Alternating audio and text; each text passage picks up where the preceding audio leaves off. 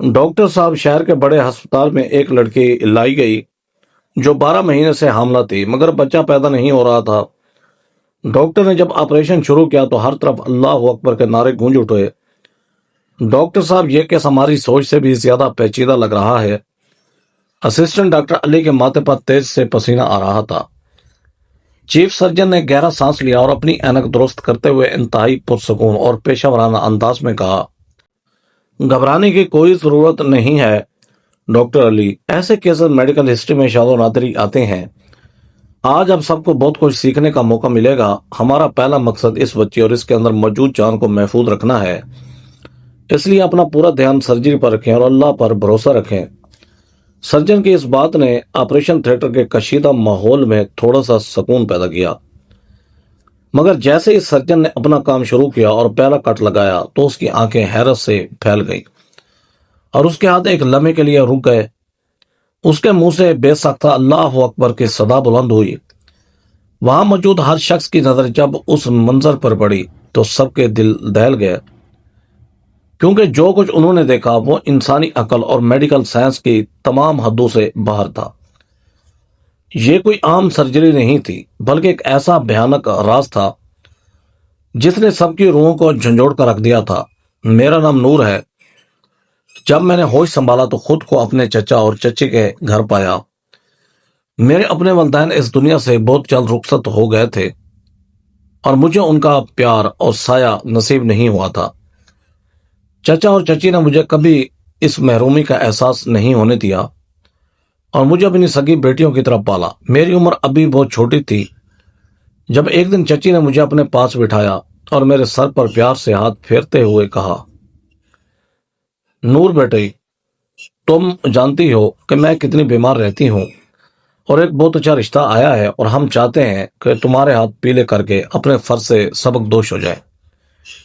تم چھوٹی ہو لیکن مجھے یقین ہے کہ تم اتنی سمجھدار ہو کہ گھر داری جلدی اپنا لو گی۔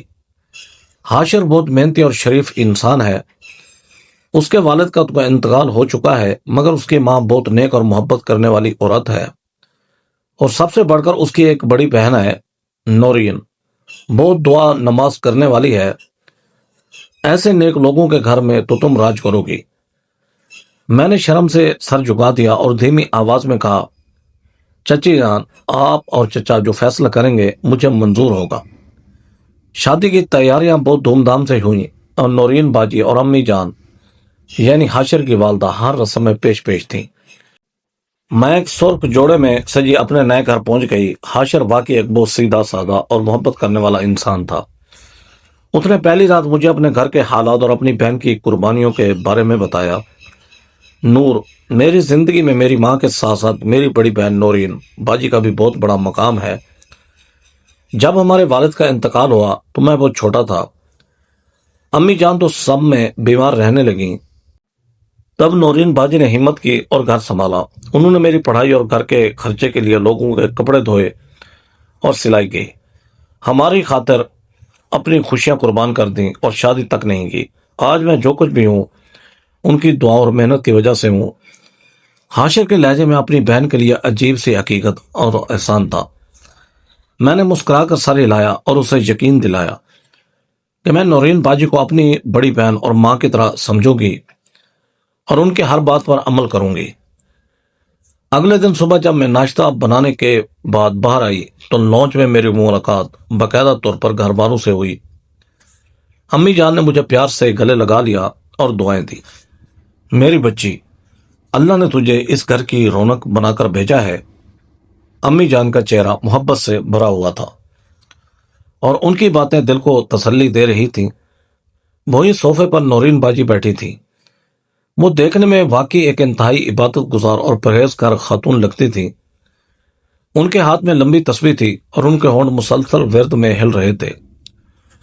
انہوں نے مجھے دیکھ کر ہلکی سی مسکراہٹ دی اور کہا، آؤ نور بیٹی، بیٹھو، میں نے تمہارے اور حاشر کے لیے صبح سے خاص دعائیں مانگی ہیں۔ اللہ تمہیں نظر بد سے بچائے اور اس گھر کو ہر آفت سے محفوظ رکھے۔ میں نے آگے بڑھ کر ان کے ہاتھ چومے اور انہوں نے چائے کے کپ پر کچھ پڑا اور پھونک مار کر میری طرف بڑھا دیا۔ میں نے اسے ان کی محبت اور نیکی سمجھ کر پی لیا۔ حالانکہ چائے پینے کے بعد مجھے ایک عجیب سا بھاری پن محسوس ہوا جسے میں نے تھکاوٹ سمجھا۔ شروع کے دن بہت اچھے گزرے۔ حاشر میرا بہت خیال رکھتا تھا اور امی جان بھی مجھ پر جان چھڑکتی تھی، اور اس وقت نورین باجی کا زیادہ تر وقت اپنے کمرے میں جائے نماز پر گزرتا تھا اور میں گھر کے سارے کام سنبھال لیتی تھی۔ امی جان اکثر مجھے نورین باجی کی نیکیوں کے قصے سناتی کہ کیسے وہ رات رات بھر عبادت کرتی ہیں اور ان کی دعاؤں سے حاشر کو اچھی نوکری ملی۔ میں بھی ان کی عزت کرتی تھی، مگر وقت گزرنے کے ساتھ ساتھ مجھے نورین باجی کے رویے میں کچھ ایسی باتیں محسوس ہونے لگیں جو مجھے اندر کے خوف زدہ کرنے لگیں۔ وہ اکثر جب تسبیح پڑھ رہی ہوتی تو ان کی نظریں مجھ پر ٹکی ہوتی۔ ان کی آنکھوں میں ایک عجیب سی سرد چمک ہوتی جس کا مطلب میں نہیں سمجھ پاتی تھی۔ ایک دن میں کچن میں کھانا پکا رہی تھی اور مجھے اچانک احساس ہوا کہ کوئی مجھے مسلسل گھور رہا ہے۔ میں نے مڑ کر دیکھا تو نورین باجی کچن کے دروازے پر کھڑی تھیں اور ان کی آنکھیں مجھ پر جمی ہوئی تھیں۔ میں نے گھبرا کر پوچھا۔ وہ چونک گئی اور ان کے چہرے پر عجیب سی مسکراہٹ آ گئی۔ نہیں نہیں، میں تو بس دیکھ رہی تھی کہ تم ہمارے گھر میں کتنی اچھی لگ رہی ہو، اللہ تمہیں ہر بری نظر سے بچائے۔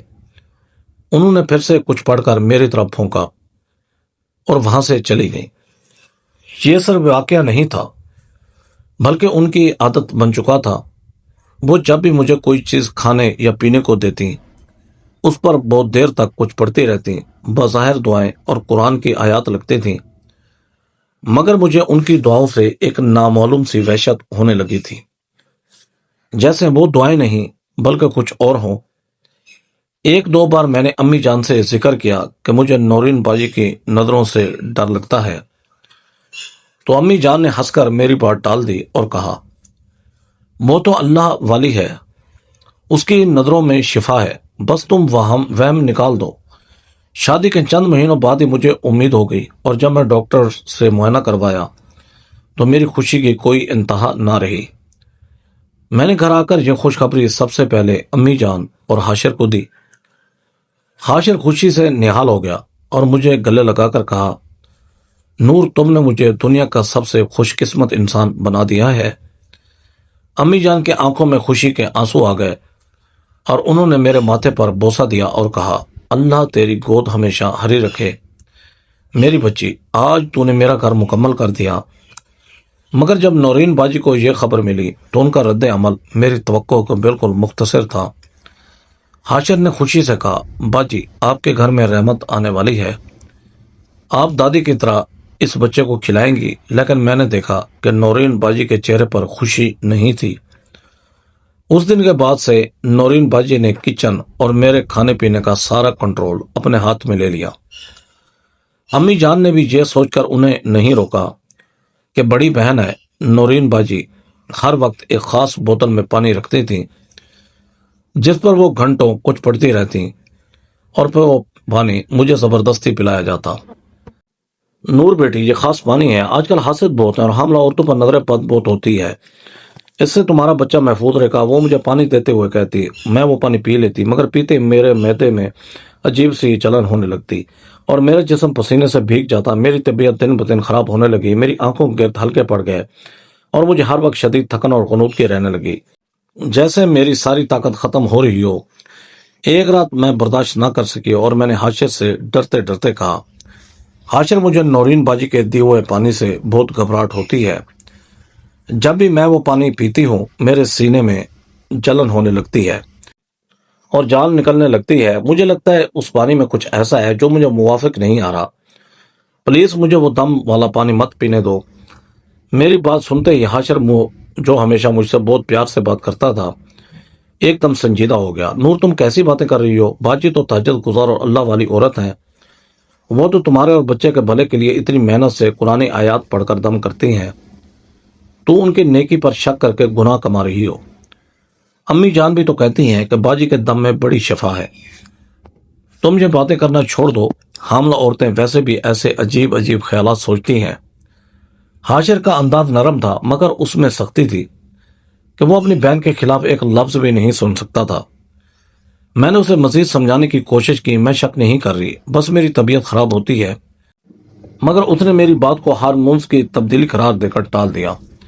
میری چیخوں پکار امی جان کے اندھے یقین کے سامنے میں بے بس ہو گئی اور روزانہ وہی زہرنما پانی پیتی رہی۔ جیسے جیسے میرے حمل کے مہینے بڑھتے گئے، میری طبیعت میں عجیب و غریب اور خوفناک تبدیلی آنے لگی۔ میرا جسم بری طرح سے سوجنے لگا تھا اور میرے ہاتھ پاؤں اتنے پھول گئے تھے کہ مجھ سے زمین پر قدم نہیں رکھا جاتا تھا۔ میرا پیٹ غیر معمولی حد تک بڑا ہو گیا تھا اور مجھے ہر وقت ایسا لگتا تھا جیسے میرے اندر کوئی آگ جل رہی ہو۔ 9 مہینے پورے ہو گئے مگر مجھے درد ذرا شروع ہی نہیں ہوا۔ امی جان پریشان ہونے لگی اور گھر میں ایک بے چینی سی پھیل گئی۔ محلے کی عورتیں جب مجھے دیکھنے آتی تو میرا اتنا بڑا پیٹ اور سرد پڑتا ہوا چہرہ دیکھ کر طرح طرح کی باتیں کرنے لگتی۔ ہائے اللہ، یہ کیسی حالت ہو گئی ہے بیچاری کی، 9 مہینے سے اوپر ہو گئے اور بچہ پیدا نہیں ہوا۔ ایک عورت نے منہ بناتے ہوئے کہا، دوسری نے سرگوشی کرتے ہوئے جواب دیا، ارے نہیں، مجھے تو یہ کوئی اور ہی چکر لگتا ہے، اس کا چہرہ دیکھو کیسا خوفناک ہو گیا ہے، ضرور اس پر کسی بری چیز کا سایہ ہے۔ تو نورین باجی جو پاس کھڑی تصویر پڑھ رہی تھی، انہوں نے فوراً اس بات کی تائید کی اور گہرا سانس لیتے ہوئے بولی، ہاں بہن، مجھے بھی یہی ڈر ہے، میں تو دن رات اس پر پڑھ پڑھ کر پھونک رہی ہوں، مگر لگتا ہے کسی نے اس پر کوئی بہت سخت کالا علم کروایا ہے۔ عورتوں کی ان باتوں نے گھر میں ایک نئی پریشانی کھڑی کر دی۔ امی جان جو میری حالت دیکھ کر پہلے ہی رو رہی تھی، انہوں نے حاشر سے کہا، حاشر بیٹا، مجھے تو نور کی حالت دیکھ کر ڈر لگنے لگا ہے، 10واں مہینہ لگ گیا ہے اور درد شروع نہیں ہوا، ہمیں فوراً کسی اچھے ڈاکٹر کو دکھانا چاہیے، بچی شدید تکلیف میں ہے۔ حاشر نے بھی فوراً حامی بھر لی اور ہسپتال جانے کی تیاری کرنے لگا، مگر نورین باجی فوراً بیچ میں آ گئیں اور ایک دم سخت لہجے میں کہا، امی جان، آپ کو پتہ نہیں آج کل کے ڈاکٹر بس پیسے بنانے کے چکر میں ہوتے ہیں، وہ تو فوراً پیٹ کاٹ دیں گے اور پھر بھی کچھ نہیں نکلے گا، یہ کوئی میڈیکل مسئلہ نہیں ہے، میں نے کل رات استخارہ کیا ہے، کسی نے بہت سخت بندش اور کالا علم کروایا ہے جو بچوں کو دنیا میں آنے سے روک رہا ہے۔ حاشر اور امی جان چونکہ نورین باجی کی روحانیت پر اندھا اعتماد رکھتے تھے، اس لیے ان کی بات کے سامنے لاجواب ہو گئے۔ حاشر اپنی بہن کی بات نہیں ٹال سکا اور ڈاکٹر کے پاس جانے کا ارادہ ملتوی کر دیا، اور نورین باجی نے سب کو یقین دلایا کہ وہ میرا علاج روحانی طریقے سے کریں گی۔ اگلے دن نورین باجی کے اصرار پر حاشر مجھے ایک نام نہاد روحانی بابا کے پاس لے گیا۔ میری حالت اتنی خراب تھی کہ مجھ سے ایک قدم نہیں اٹھایا جا رہا تھا، مگر وہ مجھے زبردستی گاڑی میں بٹھا کر شہر کے ایک پرانے اور ویران علاقے میں لے گئے، جہاں ایک تنگ اور اندھیرے سے کمرے میں اس بابے کا آستانہ تھا۔ وہ جگہ بہت ہی خوفناک اور بدبودار تھی۔ ایک اندھیرے کمرے میں وہ بابا بیٹھا تھا جس کا حلیہ دیکھ کر میری جان نکلنے لگی۔ اس کے بال بکھرے ہوئے تھے، گلے میں عجیب سی ملائیں تھی اور اس کی آنکھیں سرخ انگاروں کی طرح جل رہی تھی۔ کمرے میں لوبان اور دھوئیں کی تیز بو پھیلی ہوئی تھی۔ بابے نے مجھے دیکھا اور میری ساری کیفیت سن کر اچانک زور سے چلایا، ارے بے وقوف ہو تم لوگ، اسے کہاں کہاں لیے پھر رہے ہو؟ اس لڑکی کے اندر کوئی بچہ نہیں بلکہ ایک بہت خطرناک اور پرانا سایہ ہے جو اس کا خون پی رہا ہے اور اسے اندر سے ختم کر رہا ہے۔ اگر تم لوگ چند دن اور دیر کرتے تو یہ سایہ اسے مکمل ختم کر دیتا۔ بابے کی یہ بات سن کر حاشر کے چہرے کا رنگ اڑ گیا اور امی جان زور زور سے رونے لگی۔ بابے نے ایک مٹی کا کٹورا لیا اور اس میں کالے رنگ کی جڑی بوٹیاں ڈال کر آگ جلائی، جس سے ایک زہریلا دھواں اٹھنے لگا۔ نورین باجی نے مجھے زبردستی اس دھوئیں کے سامنے بٹھا دیا۔ اس دھوئیں کی بو اتنی تیز تھی کہ میرا سانس رکنے لگا اور میں کھانستے کھانستے بے ہوش ہو گئی۔ جب مجھے ہوش آیا تو بابا نورین باجی کو کچھ کاغذ کی پڑیاں اور ایک بوتل میں کالا پانی دے رہا تھا۔ یہ لو، یہ روزانہ رات کو گرم دودھ میں ملا کر پلانا ہے اور یہ کالا پانی ہر وقت اس کے پاس رکھنا ہے۔ اگر ایک دن بھی ناگا گیا تو یہ سایہ دوبارہ طاقت پکڑ لے گا اور پھر اسے کوئی نہیں بچا سکے گا۔ نورین باجی نے وہ سب چیزیں جلدی سے اپنے دوپٹے میں باندھ لی اور باپے کو پیسے دے کر ہم سب کو واپس لے آئیں۔ گھر واپس آتے ہی میری زندگی مکمل جہنم بن گئی۔ اب مجھے دن رات وہ بدبودار پڑیاں اور کالا پانی پینا پڑتا تھا، جس کے بعد میرا جسم جلنے لگتا تھا۔ میں بستر پر بے جان پڑی رہتی اور اپنے انجام کا انتظار کرنے لگی۔ 9वां महीना भी गुजर चुका था और मेरी हालत मौत और जिंदगी के दरमियान लटक रही थी।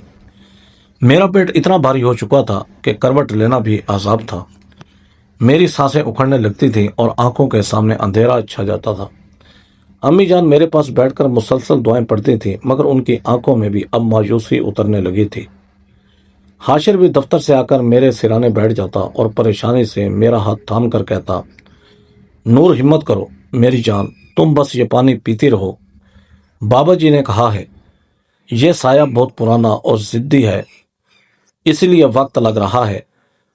हाशिर की इन बातों पर मेरा दिल टूट जाता और मैं कई बार रोते हुए कहती, हाशिर, खुदा के लिए मुझे किसी अस्पताल ले चलो, मुझे कोई साया नहीं है, मुझे दर्द हो रहा है, मेरा बच्चा अंदर तकलीफ में है, मेरी बात मान लो। मगर हाशिर गुस्से और अफसोस से कहता, तुम पागल हो गई हो नूर, ये तुम्हारा वहम है। तुम इतना असर ले चुकी हो कि इलाज से भाग रही हो। नौरीन बाजी दिन रात तुम्हारे लिए अमल कर रही हैं और तुम उनकी मेहनत ज़ाया करना चाहती हो। मेरी आखिरी उम्मीद भी टूट गई। एक दिन मेरे चचा और चची मुझसे मिलने आए। मेरी हालत देखकर चची जोर से रो पड़ी, हाय मेरी बच्ची, ये तेरा क्या हाल हो गया है, तू पहचानी भी नहीं जा रही। मैंने अपनी बच्ची खुची हिम्मत जमा की और उनके हाथ पकड़कर गिड़गिड़ाई, चची जान प्लीज मुझे यहाँ से ले चलो, मुझे किसी डॉक्टर के पास ले चलो, मेरे बच्चे को बचा लो, चची जान मैं मर जाऊंगी। मगर हाशिर मेरी बात नहीं सुन रहा। चची भी तड़प उठी और हाशिर और अम्मी जान से बोली, इसकी हालत बहुत खराब हो रही है, तुम लोग इसे अस्पताल क्यों नहीं ले जाते। हाशिर कुछ कहने ही वाला था कि नौरीन बाजी ने सख्त लहजे में बात काट दी।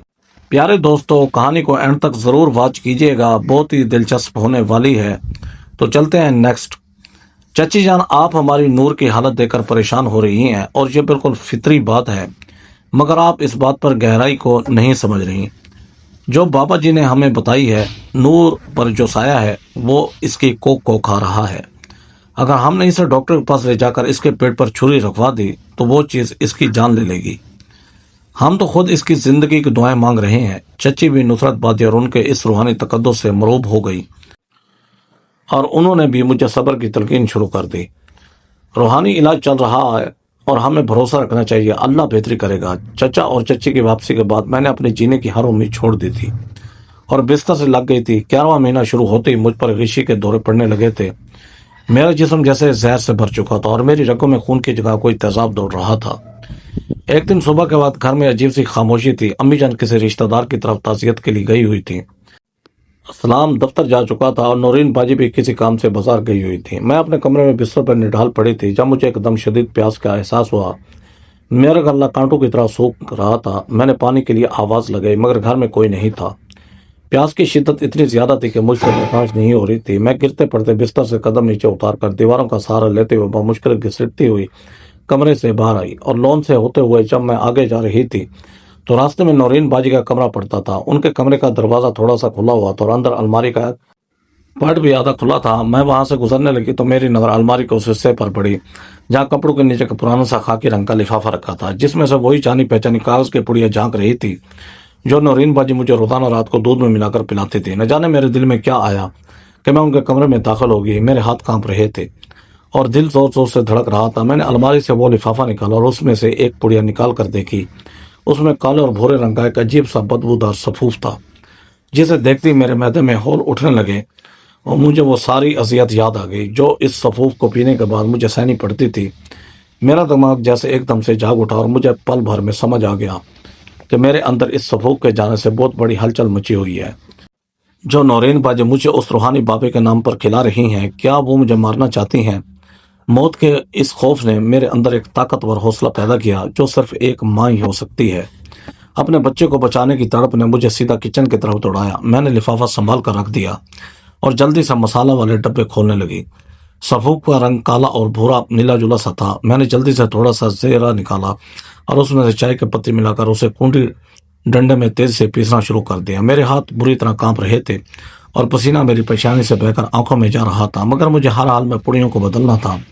میں نے اصل صفوف کو گیلے کپڑے سے صاف کر کے بہا دیا اور اس کی جگہ وہ تیار کیا صفوف ان پڑیوں میں بھرنے لگی۔ ابھی میں نے مشکل سے 3-4 پڑیاں ہی بنائی تھی کہ مجھے اچانک دروازے کی زور تر آواز سنائی دی۔ میرا دل تو دھک سے رہ گیا اور میرے ہاتھ سے پڑیاں گر گئی۔ اب قدموں کی آہٹ سنائی دی جو سیدھا لونچ کی طرف آ رہی تھی۔ میں گھبرا کر جلدی سے باقی پڑیاں اور لفافہ چھپا کر کچن سے باہر نکلی اور نورین باجی کے کمرے میں گھس گئی۔ میں نے جلدی سے سب کچھ الماری میں کپڑوں کے نیچے چھپا دیا اور جیسے ہی میں پلٹی نورین باجی کھڑی تھی، وہ مجھ سے پوچھنے لگی، تم میرے کمرے میں کیا کر رہی ہو اور بستر سے کیوں اٹھی ہو؟ میں نے تمہیں کہا تھا کہ تمہیں زیادہ حرکت نہیں کرنی چاہیے۔ ان کی آواز نرم تھی مگر آنکھوں میں غصہ تھا۔ میرا سب ٹوٹ گیا اور میں چیخ اٹھی، باجی آپ مجھے مارنا چاہتی ہیں نا؟ وہ پڑیاں دم کیا ہوا؟ علاج نہیں ہے بلکہ زہر ہے جو آپ مجھے روزانہ پلا رہی ہیں۔ میں نے سب دیکھ لیا ہے، میں حاشر کو سب بتاؤں گی۔ میری اس بغاوت پر ایک لمحے کے لیے ان کے چہرے کا رنگ اڑ گیا مگر اگلے لمحے ان کے چہرے سے نیکی کا نقاب اتر گیا اور وہ مسکرا دی، ہاں یہ دوا ہے اور میں ہی تمہیں دے رہی ہوں۔ انہوں نے کہا، تم کیا سمجھتی ہو میں نے اپنی ساری جوانی اس گھر اور حاشر پر قربان کر دی اور اب تم آ کر اس گھر پر قبضہ کرنا چاہتی ہو؟ میں یہ کبھی نہیں ہونے دوں گی۔ اس گھر میں میری ہی حکمرانی ہے، حاشر ہمیشہ میرا ہوگا۔ میں نے شادی نہیں کی تو کیا ہوا، یہاں سے میرا حکم چلے گا۔ میں چیخی، میں سب کو بتاؤں گی۔ مگر اسی وقت باہر سے حاشر اور اپنی جان کے آنے کی آواز آئی اور نورین باجی نے فوراً خود کو سنبھال لیا اور رونا شروع کر دیا۔ حاشر دیکھو، اس لڑکی پر سائے کا اثر ہے، اس نے مجھ پر حملہ کیا ہے، وہ پاگل ہو گئی ہے۔ حاشر نے جب اپنی بہن کو روتے دیکھا تو اس کی آنکھوں میں غصہ آ گیا۔ اس نے میری ایک نہ سنی اور کہا، نور تم پاگل ہو گئی ہو، میری بہن تمہاری زندگی کے لیے دعائیں کر رہی ہے اور تم اس کے ساتھ یہ کر رہی ہو۔ اس نے میرا بازو پکڑا اور مجھے گھسیٹتے ہوئے کمرے میں لے گیا۔ میں روتے ہی رہی، اسے سمجھانے کی کوشش کرتے رہی مگر اس نے مجھے تھپڑ مارا اور کہا، خاموش رہو، تم پر واقعی سایہ ہے۔ اس کے بعد اس نے مجھے کمرے میں بند کر دیا۔ میں اندھیرے کمرے میں گر پڑی اور 12واں مہینہ شروع ہونے والا تھا اور موت میرے سر پر کھڑی تھی۔ میں دن رات اسی اندھیرے میں قید رہی اور ایک دن اچانک میرے پیٹ میں شدید درد اٹھا۔ میں چیخنے لگی، میری آواز بارشوں کے شور میں دب رہی تھی لیکن خوش قسمتی سے حاشر اسی وقت گھر واپس آ گیا۔ اس نے میری چیخیں سن کر دروازہ توڑا اور مجھے گود میں اٹھا لیا۔ میں نے کمزور آواز میں کہا، میرا بچہ بچا لو۔ پھر میں بے ہوش ہو گئی۔ وہ مجھے فوراً ہسپتال لے گیا اور ڈاکٹر نے مجھے ایمرجنسی داخل کر لیا۔ یہاں سے میری داستان کا آغاز ہوتا ہے۔ 12 مہینے کا طویل اور اذیتناک وقت گزر چکا تھا۔ میرا جسم ان زہریلی پڑیوں کی وجہ سے کمزور ہو چکا تھا۔ حاشر باہر دیوار سے لگا رو رہا تھا اور اسے اپنی غلطیوں کا احساس ہو رہا تھا۔ ڈاکٹر میری سرجری کی تیاری کر رہے تھے اور ان کے ہاتھ رک گئے۔ پسینے اور بوجھ کے زیر اثر میرے اندرونی اعضاء کو بری طرح متاثر کیا تھا اور ہر طرف ایک کالا پن اور غلاظت سی پھیلی ہوئی تھی۔ مگر اس ساری غلاظت اور موت کے بیچوں بیچ قدرت کا ایک ایسا معجزہ موجود تھا جس نے میڈیکل سائنس کی تمام حدود کو چیلنج کر دیا تھا۔ بچہ مکمل طور پر زندہ اور محفوظ تھا۔ اس کے گرد ایک ایسی شفاف اور قدرتی جھلی بن چکی تھی جس نے اسے زہر اور کثافت کے ایک چھوٹے سے قطرے سے بھی محفوظ رکھا تھا، اور بچے کے ماتھے پر بالکل درمیان میں ایک انتہائی واضح اور چمکتا ہوا پیدائشی نشان تھا جو کسی عام داغ کی طرح نہیں بلکہ ایک مقدس نام کی شکل میں ابھرا ہوا تھا۔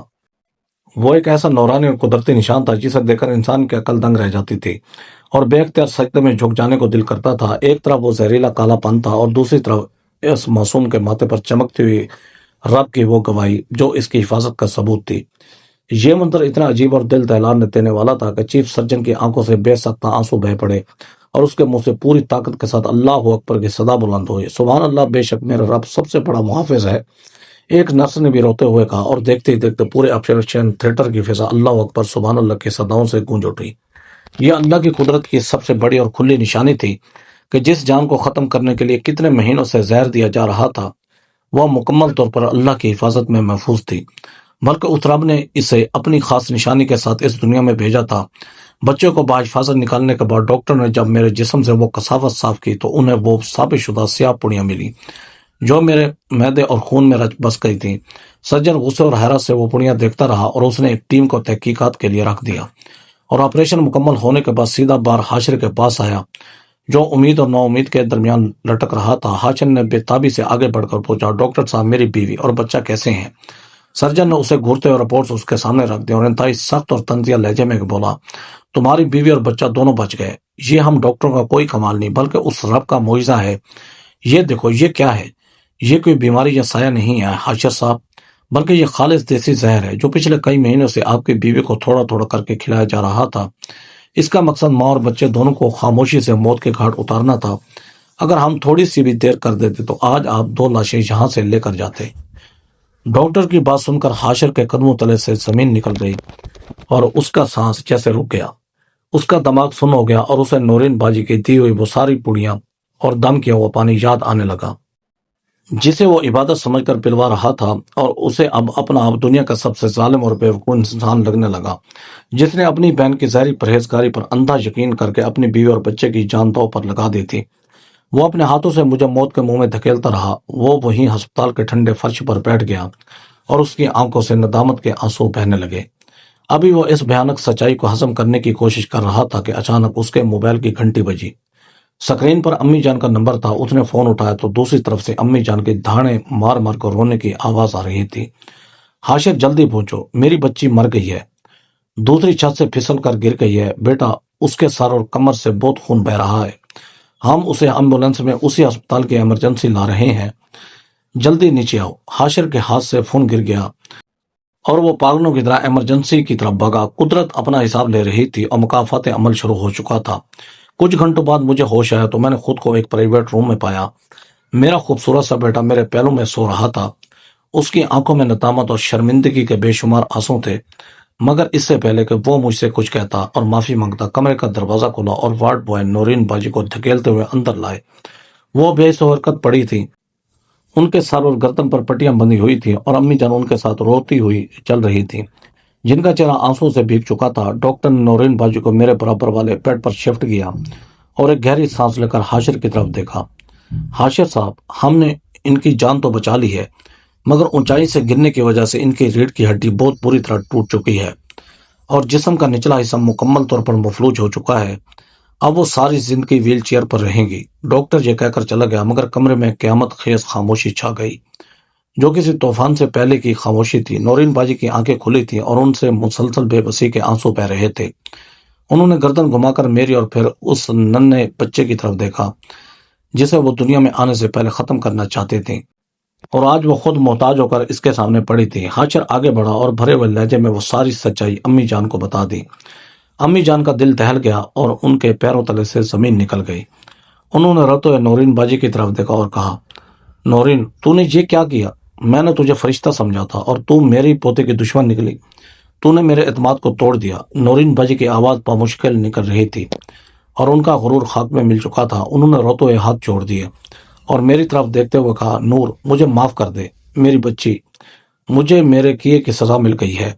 میں ڈر گئی تھی کہ اس گھر میں میری اہمیت ختم ہو جائے گی اور حاشر کی توجہ تمہاری طرف چلی جائے گی۔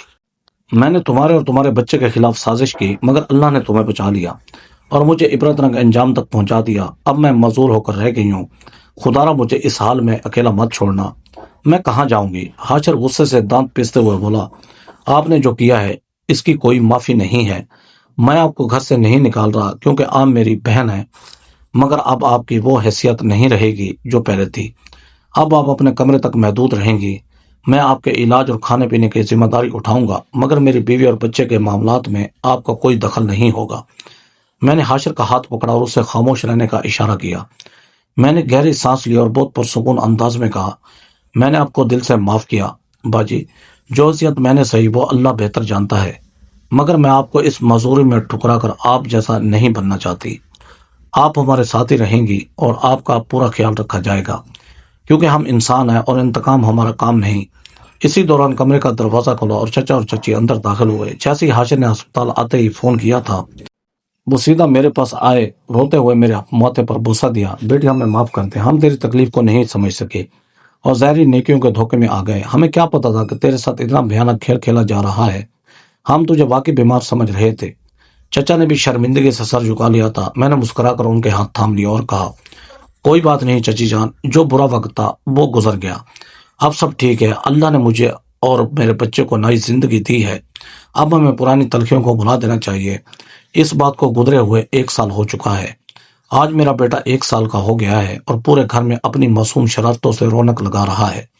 میری صحت بھی مکمل طور پر بحال ہو چکی ہے اور حاشر میرا پہلے سے بھی زیادہ خیال رکھتا ہے۔ اس نے اپنا وعدہ نبھایا ہے اور اب وہ کسی کے زہری روپ پر اندھا یقین نہیں کرتا۔